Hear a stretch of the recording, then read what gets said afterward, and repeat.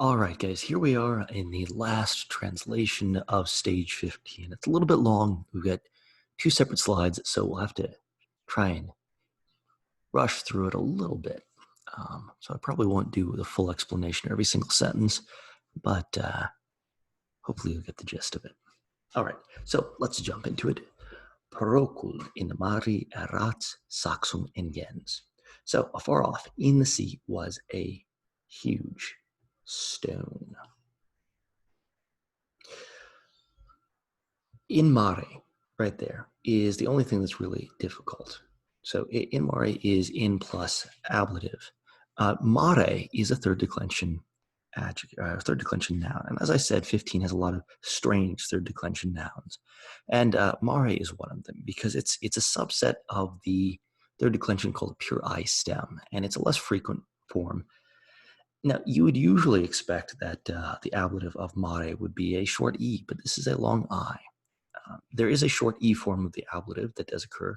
In this case, it's going to be an ablative singular, so in the sea. And saxum is neuter, and it's modified by ingens. So afar off in the sea was a huge stone. Hoc saxum erat meta. This stone was the turning point. So remember that we have a sea race, so this is the turning point of that sea race. Hoc is modifying saxum, it's a demonstrative pronoun. Navis ad metum ruebant. The ships were rushing towards the turning point, imperfect tense verb. Navis regensis quam dum norex dirigebat, jam prior erat. The Regency ship, which Dumnorix was steering, now, at first, was in the lead, prior. So iam is an adverb, usually means now, but we'll say at first. And prior, it means out front, first. We'll translate it as in the lead here. Quam to dirigebat is it's a relative clause, and it's modifying the novice, which is feminine. Novice is a feminine third declension, and dirigebat is imperfect. It means to steer. Dumnorax ubi saxo apropinquavit navem subito ad dextram vertit. So Dumnorix, when he approached the stone, immediately turned the ship to the right. All right, so a couple things here. Everything between these two commas is a subordinate clause. It's a temporal subordinate clause, so ubi means when here, not where. And apropinquo. This verb is a perfect tense verb, and it's interesting because it takes a dative. It's one of those verbs that takes datives as an object rather than an accusative. That's why saxo is in the dative there. Subito is an adverb, and vertit is a perfect tense verb. So we get the word vertex from this, and vertical. Ecce, inquit Dumnorix periculosum est, nobis prope saxum navigaver quod scopulus sub undis latet. Neces est nobis scopulum vitare. All right, so what this means is it means that look, said Dumnorix, it is dangerous for us to sail near the stone because scopulus, because a reef lies under the waves. And undis is a word that we get the word undulate from that. And we also get the word inundate from that. The next bit is neces est nobis scopulum vitare. And that means it is necessary for us to avoid the reef. All right, so let's see right here. Let's see what kind of grammar we have. Eke is an interjection. This is that same construction that we've seen a lot. The adjective plus est plus the infinitive plus that dative nobis, which is a personal pronoun. Quod right here is going to be a causal clause. Mainly because there's no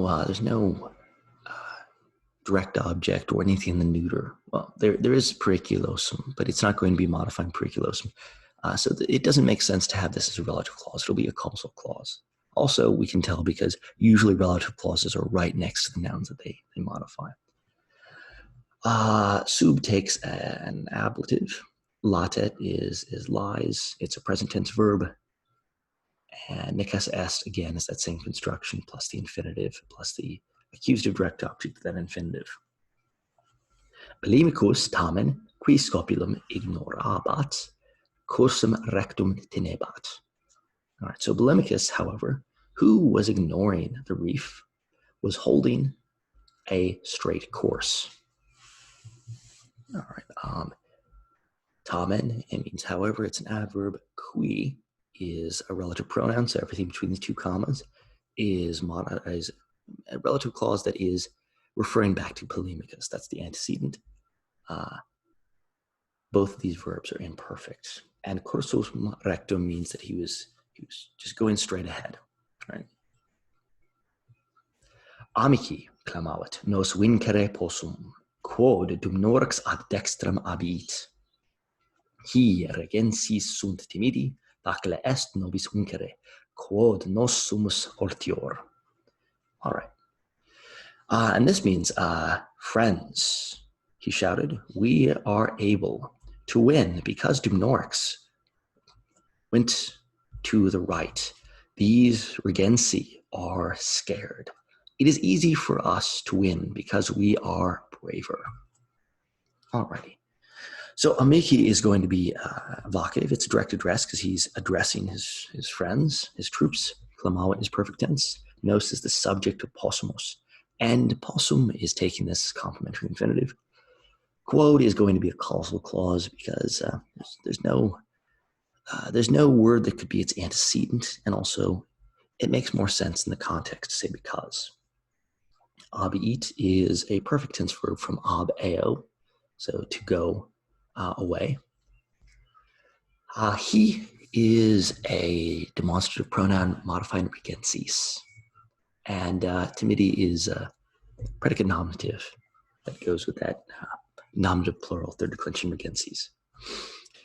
Facile est vincere is that same construction that we keep seeing with the neuter adjective plus est plus infinitive plus that dative. Quod is again a causal clause, and we can doubly tell because we already have a subject, and sumus is not going to take a direct object. So because we are fortiores, and fortiores is a third declension comparative adjective, meaning braver or stronger. Nautae cantici Bellimico credebant, mox nauem regensim supera verunt et priores metae apropinquaverunt. Okay, so the Cantician sailors believed or trusted Bellimicus. Immediately, they overtook the Regensi ship and approached the turning point in the lead. Now, I had to make a couple of translation decisions on that last sentence in order to make it flow a little bit better. So first thing, notice that Nautai and Kanti are modifying each other. Well, Kanti is modifying Nautai. Nautai is first declension, but it's masculine because the sailors are masculine. So Kanti is second declension, more clearly masculine, modifying it. And credo, which is credebant, is imperfect, but it takes a dative, which is why Bellimico is in the dative. Mox is an adverb. Naum regensum is the direct object of superaberant, and the implied subject is the nautai still, and it's a perfect tense verb, and it means to overcome. So in this case, I translated it as overtake.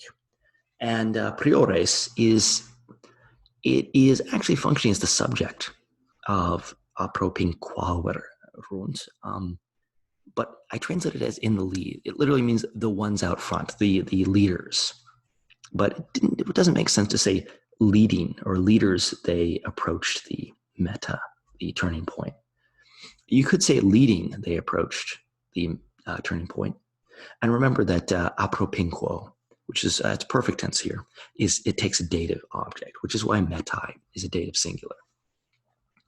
All right, here's the last little bit. Bellimicus, qui scopulum non vidit, dum norgem deridebat.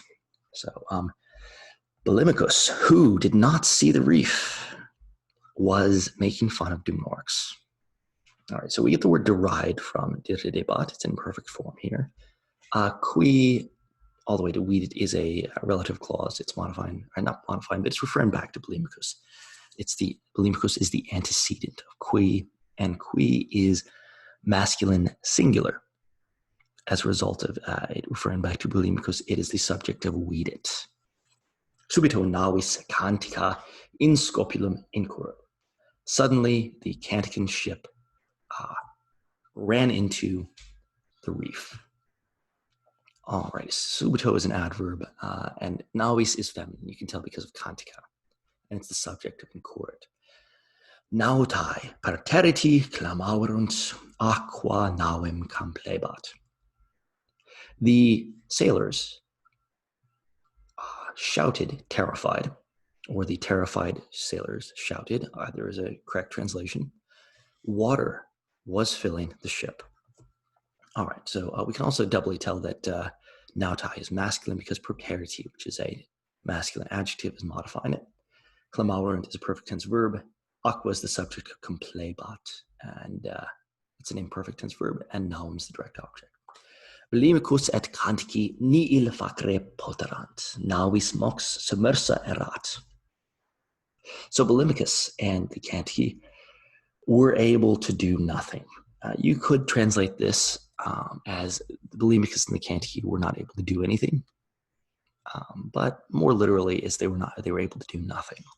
Nihil is indeclinable, but it's the direct object of facere. And we know that facere is the infinitive that is going complementarily with possum. And poterant right there is a imperfect form of it, imperfect form of possum. Navis, the ship, already was sunk. So mox right here is going to mean already. It's means immediately usually, but I think it sounds better to say already. So the ship already was sunk. Interia dumnorix qui cum summa cura navi gabant circum metam navim direxit. So in the meanwhile, Dumnorix, who was sailing, who was navigating with the utmost care, guided the ship around the turning point. All right, so interia is an adverb. Dumnorix is the subject of navigabat, and the subject of direxit. My apologies. And that's a perfect tense verb, to guide. Circum is it's a preposition we haven't seen, I don't think, yet. It means around, and it takes an accusative. Qui introduces a relative clause. Its antecedent is Dumnorix. And the main verb in that subordinate clause is the imperfect verb navigabat. And then cum is going to take this ablative phrase, cum summa cura. It's the same kind of ablative phrase as magna cum laude.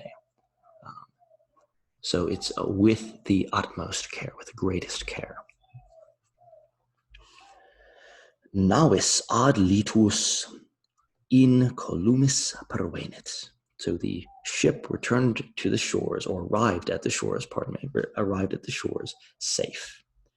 So notice that in columis is an adjective. It's a nominative adjective that is, technically speaking, modifying navis. But it probably sounds better to translate it as an adverb. So safely, or safe and sound.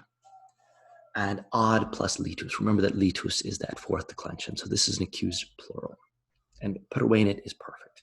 Multi spectatores dumnorigim laudaverunt. Many spectators praised Dumnorix. So multi is modifying spectatores, and laudaverunt is perfect. Regensis seis laeti cantici miseri erant. So the regensi were happy and the cantici were miserable.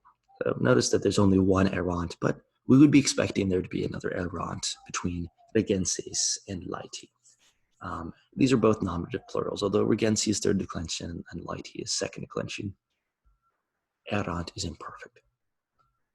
Tum omnes ad mare oculos vortabant. Then everyone turned their eyes towards the sea. All right, so tum is an adverb. Omnes is the subject. It is third declension nominative, plural. Oculus is the direct object of the imperfect term vortabant.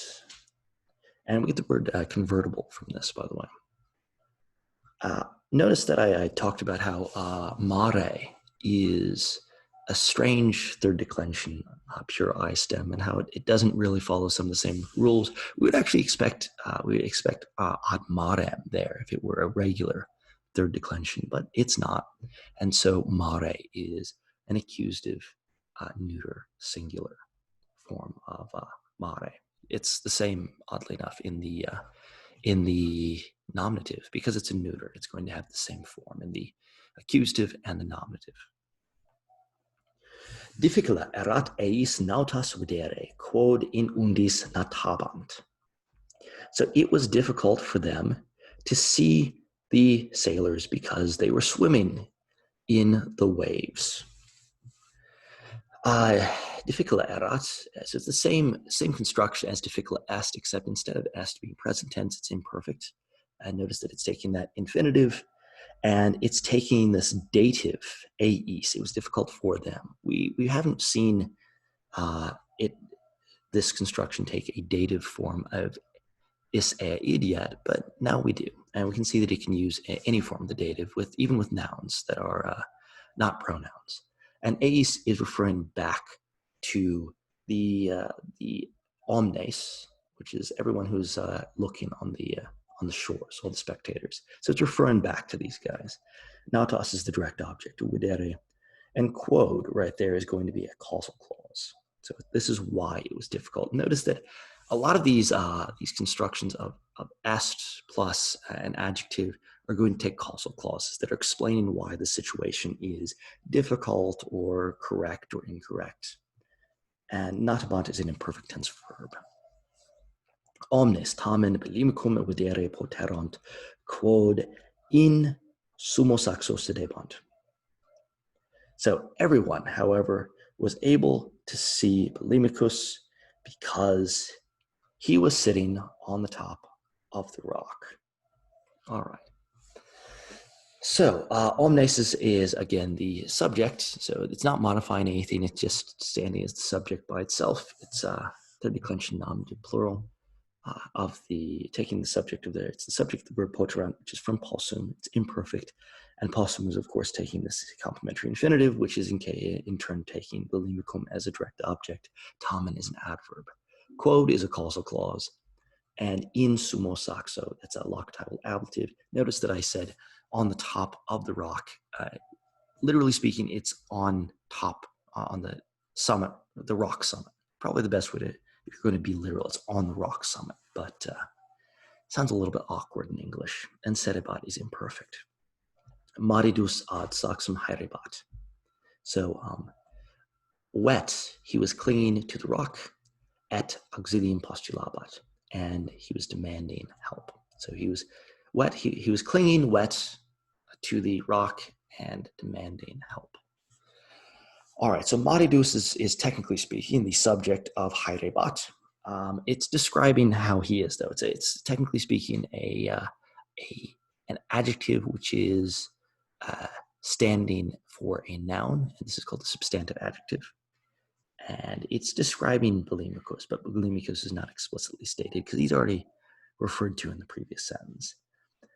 Both haerebat and postulabat are imperfect tense verbs. Postulabat is where we get the word postulate, and auxilium.